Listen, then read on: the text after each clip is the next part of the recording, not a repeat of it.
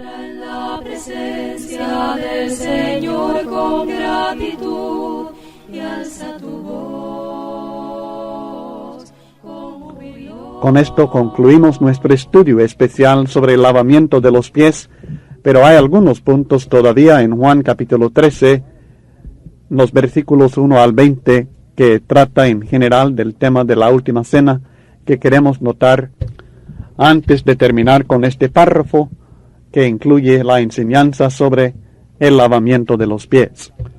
Después de dar el ejemplo y la instrucción de hacer estas cosas, en los versículos 18 al 20 la Biblia dice, Cristo sigue hablando. No hablo de todos vosotros, yo sé a quienes he elegido, mas para que se cumpla la Escritura, el que come pan conmigo, levantó contra mí su calcañar. Desde ahora os lo digo antes que suceda, para que cuando suceda, creáis que yo soy. De cierto os digo, el que recibe al que yo enviare, me recibe a mí, y el que me recibe a mí, recibe al que me envió. Esta declaración de Cristo y lo que sigue en los versículos 21 al 30 son de gran significado, especialmente como señal del conocimiento anticipado que Cristo tenía de las acciones de Judas y que dio a los discípulos para confirmar la fe de ellos, y también como manifestación del dominio que Dios tenía sobre estas acciones, como veremos enseguida. Lo que Judas hizo fue en cumplimiento de la Escritura, dice Cristo Jesús, citando el Salmo 41 y el versículo 9, el que come pan conmigo, levantó contra mí su calcañar. Jesús sabía bien lo que estaba pasando, y él no quería que los discípulos pensaran que Judas lo habría vencido a él. No quería que ellos pensaran que Cristo habría caído en la trampa.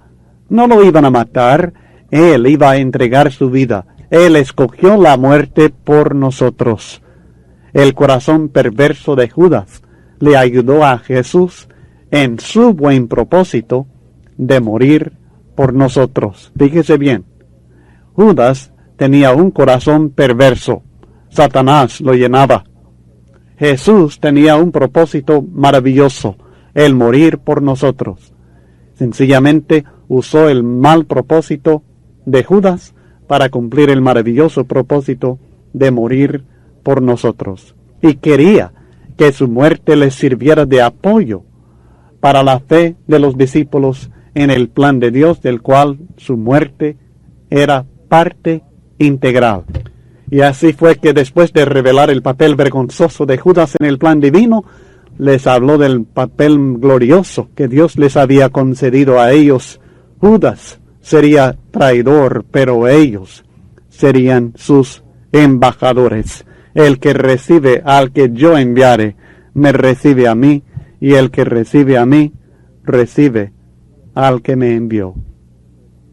Luego despide Cristo enseguida a Judas Iscariote. Habiendo dicho Jesús esto, se conmovió en espíritu, y declaró y dijo, de cierto os digo, que uno de vosotros me va a entregar. No debemos pensar que el estado de ánimo de Jesús no fue afectado por la traición de uno de sus propios apóstoles. Aunque él lo había sabido de antemano, conocía bien el corazón de Judas, el amor que le tenía causó que se conmoviera al llegar el momento de la traición, y así dice el texto, que se conmovió en espíritu y declaró esto. Entonces los discípulos se miraban unos a otros, dudando de quién hablaba, y uno de sus discípulos, al cual Jesús amaba, estaba recostado al lado de Jesús. A este pues hizo señas Simón Pedro para que preguntase quién era aquel de quien hablaba. Él entonces, recostado cerca del pecho de Jesús, le dijo, Señor, ¿quién es? Respondió Jesús, a quien yo diere el pan mojado, aquel es. Y mojando el pan, lo dio a Judas Iscariote, hijo de Simón. Y después del bocado Satanás entró en él. Entonces Jesús le dijo, lo que vas a hacer, hazlo más pronto.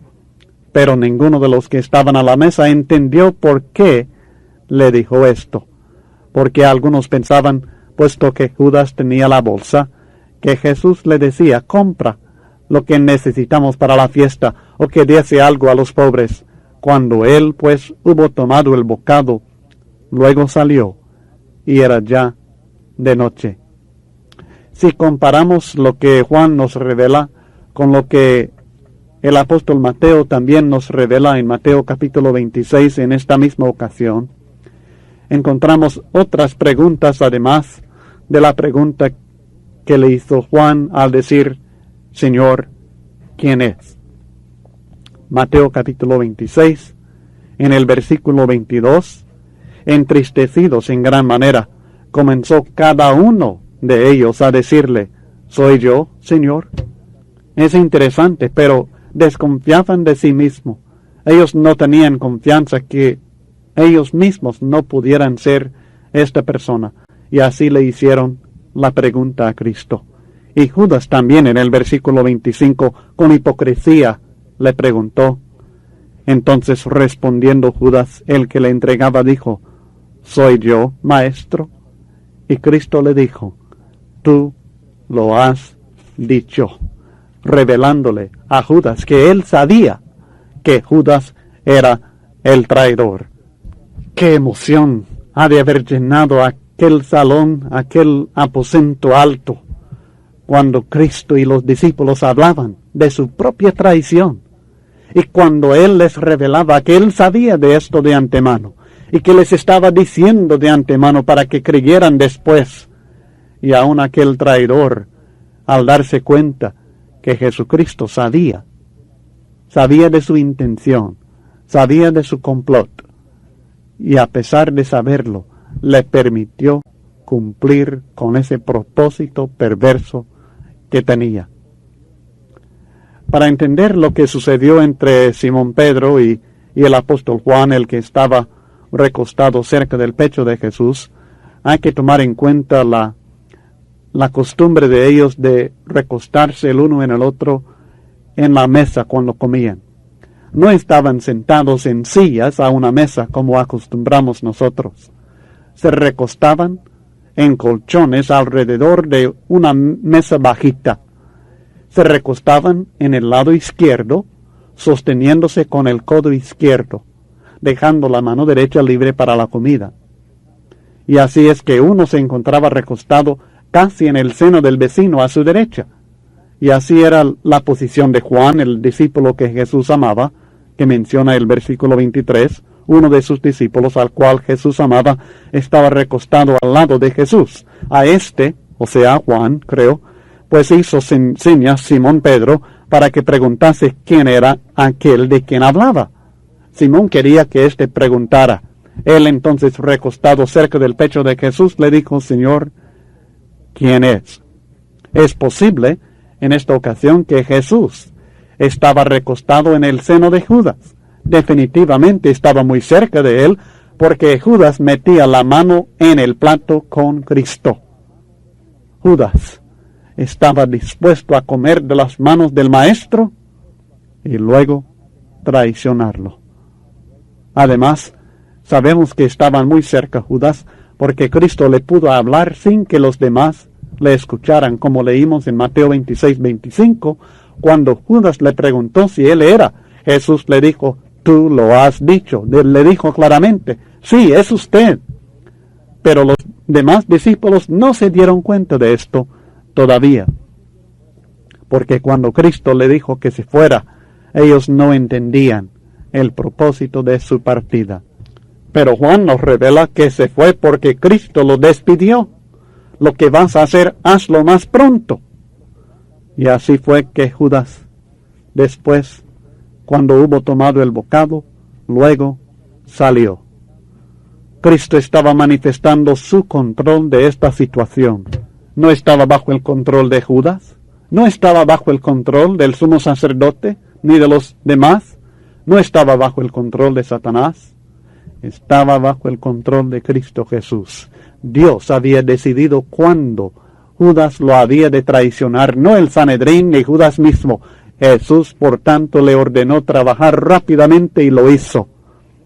Sin duda, tenía miedo que el complot podría fracasar, pero el hecho es que cuando Cristo dio la palabra, Judas se fue a cumplir su propósito perverso que tenía en su corazón. Luego en el versículo 31, cuando Judas ya no se encuentra entre ellos, encontramos una conferencia importante con los discípulos fieles. Esto no termina hasta el fin del capítulo 16. Constituye un discurso de despedida a los discípulos, interrumpido únicamente por los discípulos en los capítulos 13 y 14. El cambio de lugar en el capítulo 14, versículo 31, cuando el texto dice que Cristo dice, levantaos, vamos de aquí, y van para el lugar de Getsemaní. Los capítulos 15 y 16 caen entre la sugerencia de Jesús de dejar el lugar de la cena y la llegada a Getsemaní. El carácter de este discurso de Cristo Jesús a sus discípulos, como un esfuerzo consciente de parte de Cristo de presentar instrucciones finales a los discípulos, es marcado por la repetición 7 veces de la frase, os he dicho estas cosas. Lo dice Cristo en estos capítulos 7 veces. La primera vez que lo dice, está aclarando la distinción entre lo que les había enseñado estando con ellos en la carne y lo que les enseñaría enseguida por medio del Espíritu Santo. Luego, 4 veces la frase explica el propósito del discurso de despedida, que son para que ellos puedan poseer gozo. Segundo, para que ellos no se sorprendan ni se desmoralicen por el desastre próximo. Tercero, para que ellos recordaran sus palabras al llegar la crisis. Y cuarto, para que ellos puedan gozar de paz a pesar de la tribulación externa. Así que claramente vemos que Cristo está preparando a sus discípulos para su partida en este discurso, en esta conferencia con ellos. Hay 3 temas que se pueden distinguir en la conferencia con los discípulos. Primeramente, la conferencia de preparación, de este versículo 31 del capítulo 13 hasta terminar el capítulo 14. En esta conferencia de preparación, Jesús trató de preparar a sus seguidores para el choque de su partida repentina. Segundo, en el capítulo 15 tenemos lo que estamos llamando la conferencia de relaciones. En este discurso, el Señor explicó la nueva relación de ellos con Él, su nueva relación entre sí y su nueva relación con el mundo después de su partida. Tercero, en el capítulo 16 tenemos lo que estamos llamando la conferencia de revelación, porque en esta conversación Cristo estableció los principios para que ellos siguieran aprendiendo de Él en el futuro, por medio de la revelación del Espíritu Santo.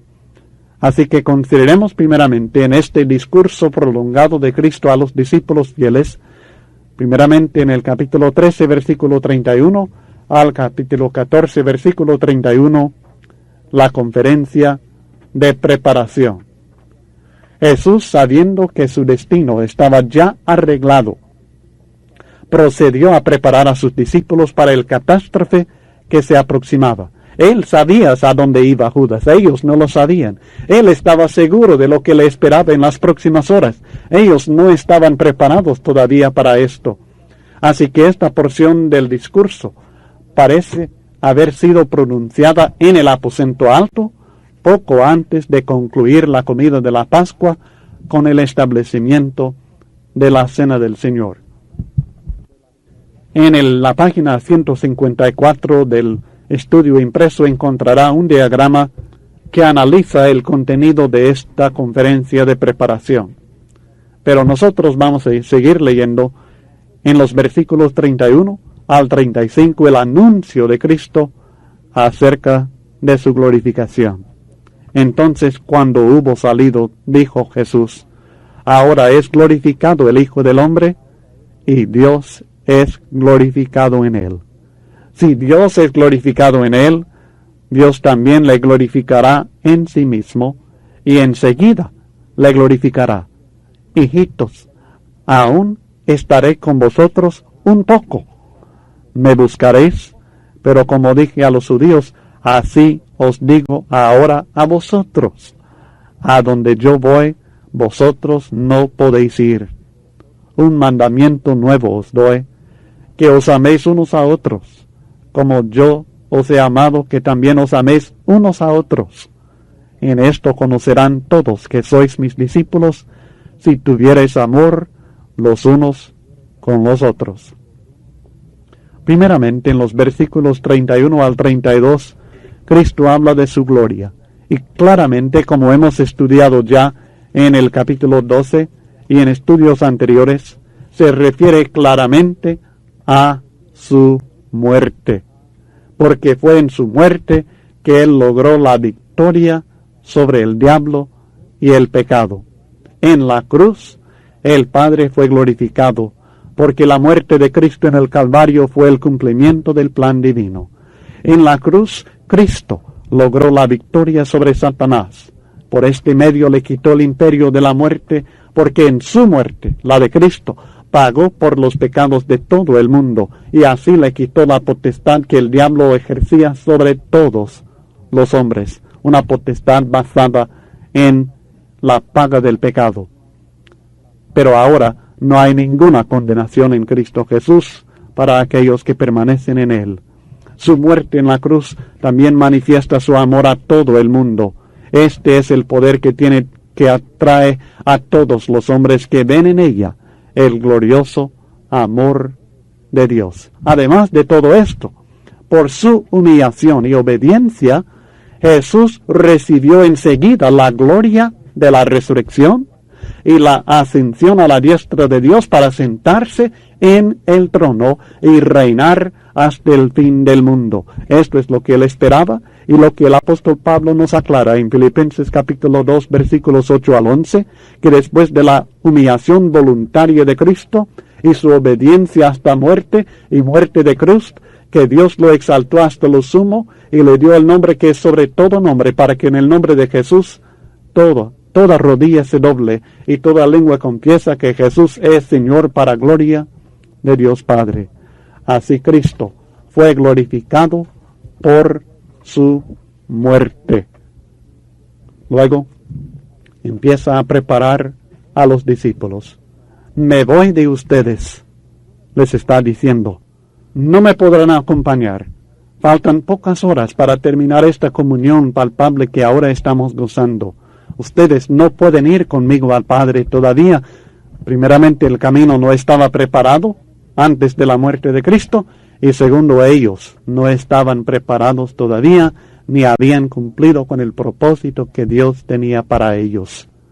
Pero es interesante analizar también en estas palabras de Cristo Jesús, que para Él, la muerte no era un callejón sin salida, sino una senda que Él iba a conocer como pionero victorioso.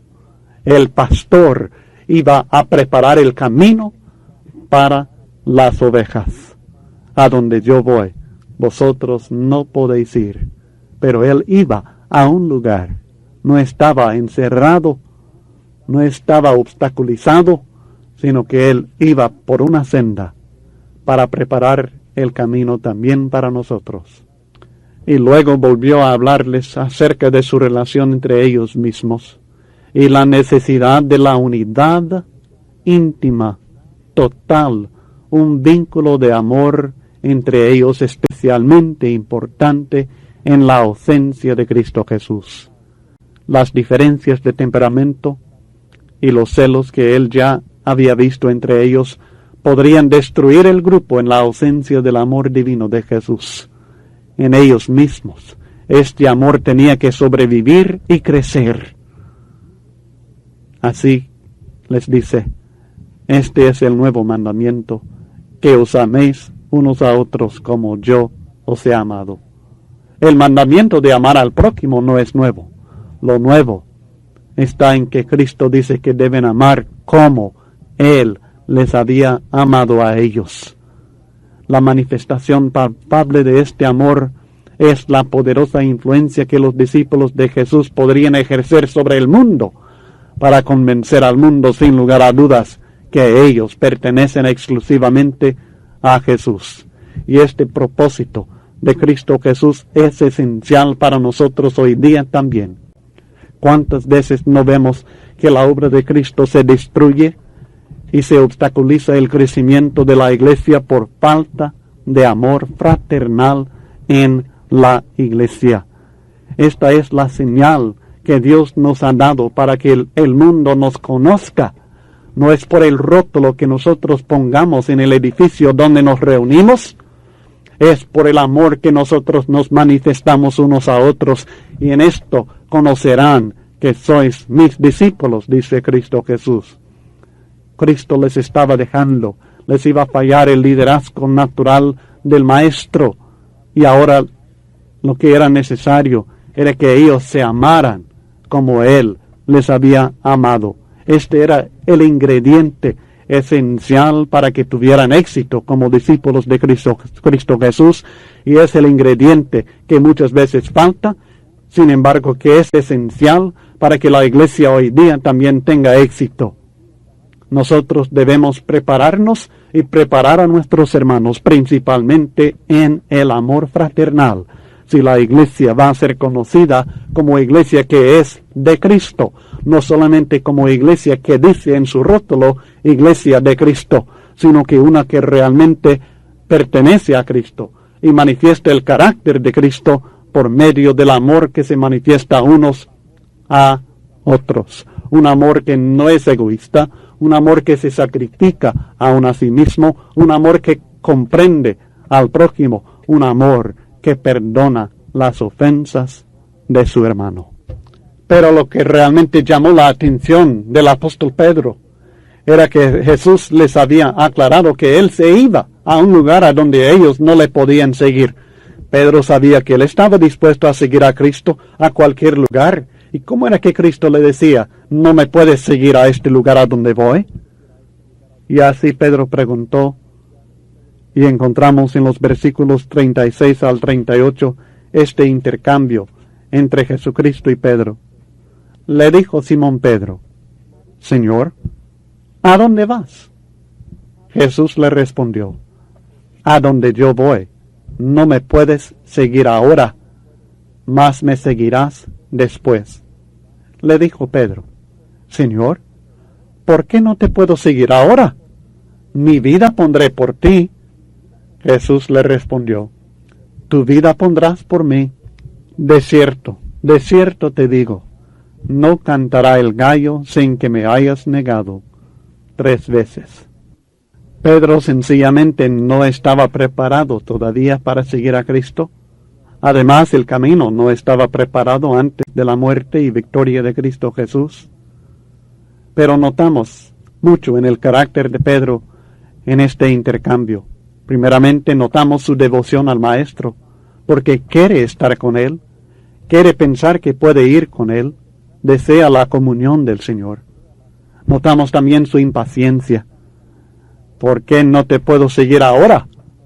Yo quiero ir contigo, pero quiero ir ahorita, no quiero esperar. Notamos su confianza en sí mismo. Mi vida pondré por ti, estoy dispuesto, y aún su jactancia en este sentido, porque él no se conocía bien a sí mismo. Leyendo lo que Mateo y Marcos nos revelan acerca de este incidente, aprendemos que a pesar de esta predicción del Maestro, Pedro siguió insistiendo que no te negaré, aunque todos se escandalicen de ti, yo no. Sencillamente no le pareció la opinión del Señor, ni a él ni a los demás, porque ellos también, según Marcos y Mateo, imitaron esta jactancia de Pedro. Pero Jesús sabía exactamente que lo opuesto iba a suceder. Pedro no pondría su vida por Jesús. Jesús iba a poner su vida por Pedro. En vez de poner su vida por Cristo, Pedro lo iba a negar. Jesucristo, el gran profeta de Dios, reveló el futuro de Pedro. y al mismo tiempo puso en la mente de Pedro algo que le recordaría de su deseo de servir a Cristo, el canto del gallo. Conocía a Pedro con todas sus debilidades, pero también conocía su amor y sinceridad, y le preparó el camino del arrepentimiento, sabiendo lo que Pedro podría hacer y que podría seguirle después.